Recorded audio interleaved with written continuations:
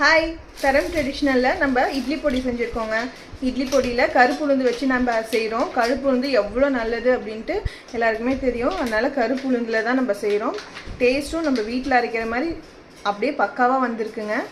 நீங்கள் இதுதான் எங்களோட ஃபாஸ்ட் மூவிங் ஐட்டமும் கூட. ட்ரை பண்ணி பார்த்தவங்களுக்கு தெரியும்.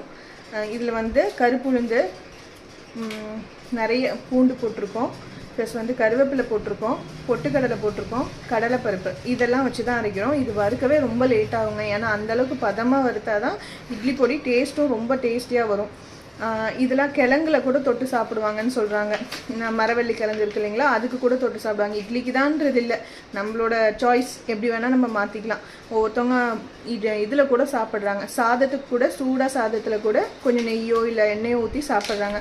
இட்லி பொடி என்றைக்குமே வீட்டில் இருந்துச்சுன்னா நம்மளுக்கு மார்னிங் பிரேக்ஃபாஸ்ட்டும் நைட்டு டின்னருக்கும் ரொம்ப ஈஸியாக இருக்கும். ட்ரை பண்ணி பாருங்கள். வெளியில் பேக்கட் ஐட்டம்ஸ் வாங்காமல் ஹோம்மேடாக நீங்களாக பண்ணுங்கள். இல்லைனா எங்களை மாதிரி செய்கிறவங்ககிட்டையும் வாங்கி டேஸ்ட் பண்ணி பாருங்கள். நல்லாயிருக்கும், ஹெல்த்தியாகவும் இருக்கும். வேணுங்கிறவங்க கால் பண்ணுங்கள், மெசேஜ் பண்ணுங்கள். பாய்.